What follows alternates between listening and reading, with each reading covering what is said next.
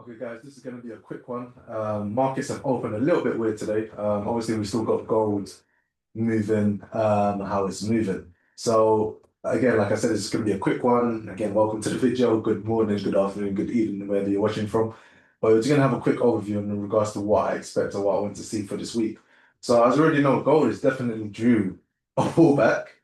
Where it pulls back, I mean, we already know, we've already established and we looked at. But when it pulls back is the question, right? So right now, obviously, we know we've got structures that's keep on going up. We haven't got nothing to the left because we're at all-time highs. But I did say last week, I think we will touch 4K. We are very close. Okay, 4K is just right there. So it's just, do we touch 4K first and then drop, or do we drop and then get 4K? One of those two things will happen. It's just which order does it happen? So right now, all we can keep doing is trading structure. Again, if you're in our gold community group, then you've been seeing that we've been buying and selling in between all of these areas. So again, link is in the bio if you do want to join. Again, it's free. So if you do want to join and trade golds specifically, then gold trading community is for you. Okay, so yeah, we already know since last week again, I showed this buy last time that we got a buy from the gold trading community that we posted in there. And since then, it's reached a crazy level. So if you did hold this buy, from the gold trading community, you had 1,900 pips basically from that entry. Okay, so yeah, gold is gold. There's not much more to say about it, right? So I'm just going to leave it as that. Other things I'm looking at for this week, potentially, and this is going to 4 hour because I do look at most of market structure from a 4 hour perspective.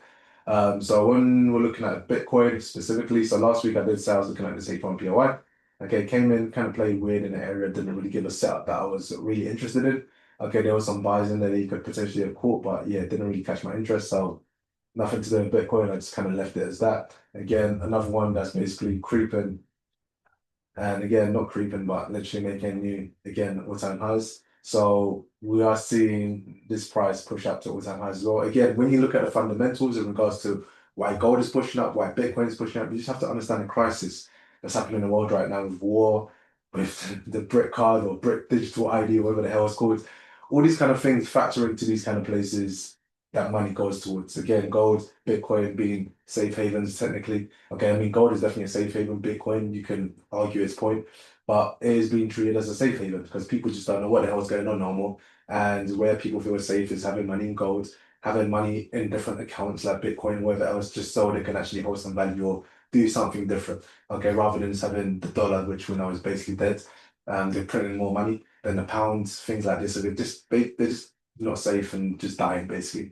Okay, so obviously it's good to have savings and whatever else elsewhere. But when you start understanding what's truly going on fundamentally and you start to understand human psychology, these kind of things take a perspective and you start to see why price moves the way it does. So again, Bitcoin at new all-time highs.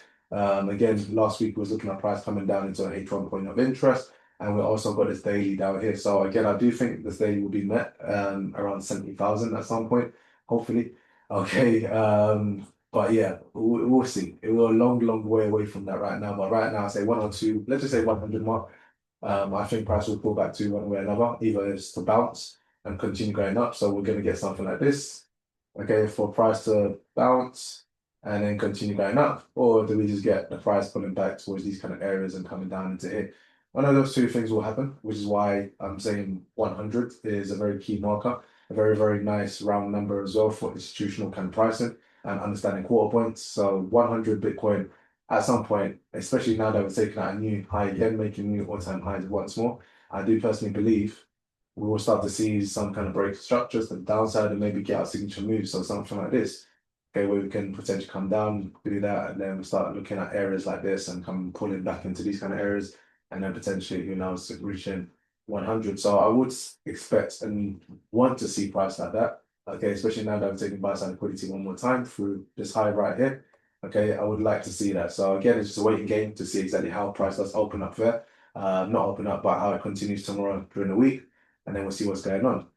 US 30, again, we've done similar thing to Bitcoin where we took our buy side liquidity as expected last week, which is why I was interested in buys from this area. Take our buy side liquidity, we've got a little break of structure through here. Okay, and now can we see price then doing the signature move and then coming down to a sell side liquidity and potentially even more liquidity down here. But right now, it'll just be sell side liquidity that I'll be personally looking for if I am to take sell from this area. So let's just actually look at it. Structure, yeah, open up very aggressively. and then you can see buy side liquidity got taken on Friday, and then coming into today, which is literally done an aggressive drop to the downside. Can we potentially? Okay, can we potentially make this move right here where we do broken structure here? We use this as liquidity, get this area here, but then after that liquidity point, do we then come up into here? Okay, as our POI. Okay, that could be a very interesting one. Okay, that's one I'll be very interested to see potentially happen. Okay, so yeah, let's just wait. Again, we've got point of interest and you've got FVG in this area. So this whole thing here, I'll be very curious to see exactly how it does play out, if it does play out tomorrow. But let's just focus on this as the POI, and then we'll see if we can actually get a potential entry there tomorrow. Okay, so NAS didn't really see anything for that down, thinking, yeah, great. But if we do see some breaker structures to the downside here, then great, we'll get that. Not really seeing nothing for that. GBP USD, let's go to the 4 hour again. Okay, so when we're seeing GBP USD, again, last week was looking at price potentially coming down into this H1 after we had this liquidity grab. Okay, and then heading up. Okay, we didn't quite get the tapping that we wanted, but even though if doing this liquidity grab and then it's going from there. So we'll see exactly how this does play out. Okay, so that's what I'll be personally waiting for to see if we can actually get that. And then from there, yeah, but right now we're just in the middle of the range. So yeah, we'll see exactly what we can actually find from this week. Euro USD, again, we tapped in one more time into this area, and then point of interest is up here. Okay, so again, we'll see if I think it would be similar to GBP USD, but GBP USD looks like the more appealing one to me. It just depends how we open up tomorrow because of this gap, and then see if we could get some rebounds in and around this area. So we didn't touch this 15-minute point of interest, and I would have liked last week as well. We didn't get that. So yeah, again, prices open up quite weird and ugly. Again, it was NFP on Friday, so I'm not surprised half of these things happened.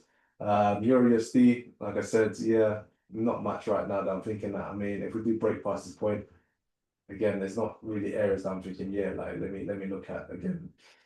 We'll see what happens in the morning, but right now that's not catching my interest. AD USD, again, similar. Again, we just opened up, kind of stayed in this range. We've been, I mean, AD USD is pointless to look at. I might just delete it out of my list, to be fair. Okay, it's just nice sometimes for quick trades here and there because we can initially leverage, adds more leverage because the trades are so minuscule. And then you can be in and out quite quickly. That's the only reason I really had that. But the way I'm trading now, might just delete it from my list, to be fair.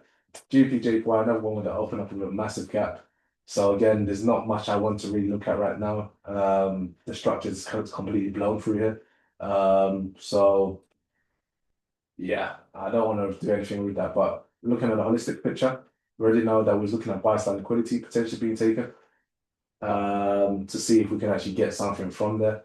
And then yeah, but again, last week I was looking at potentially H4 playing through here and then taking that buy side liquidity, but it hasn't presented itself to do that. So yeah, like I said, the prices have opened up weirdly this week. Same as USD JPY, same thing as GBP JPY. You wanted price to come out here, take out buy side liquidity, but potentially first giving us an entry on this H1 down here. But as you can see, we're basically there already and it's doing this thing. So again, another one that bites the dust. And then last one I'll be looking at. So last week we looked at this US oil. Okay, where I said I would expect price to maybe make one more move to the downside, sweeping out this liquidity. Okay, giving us this kind of thing. So again, you can see my drawing of what I wanted. You can see the structure here, break structure come down. Didn't quite get exactly like that, but open up today, you can see where we are after Friday's and Thursday's price action. And then now, target for this week would definitely be this H1 if we stay within the structure. Okay, so that's my quick overview of everything I'm looking at personally and what I think could potentially happen. If it happens, we don't know yet. All we can do is play the price action, right? So we'll just wait to see exactly what happens from here. So tomorrow, I'm curious to see if this structure does hold. Okay, if this structure does hold, then perfect. Then we can start looking at some buys to come up into this area. We've got a long way to go if you trade oil. You know, that's a lot of money sitting on the table right there. So yeah, 1,000 pips or so. So yeah, that's just a quick overview. That's what I'm looking at personally. So yeah, hopefully we can actually catch some moves. Again, the market structure hasn't really opened up quite nicely as I would have liked. But I did get feedback from last week's video about market structure.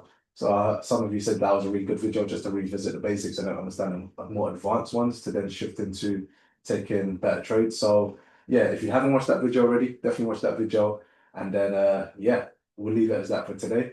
And then yeah, until next time, have a great week. Take care. Peace.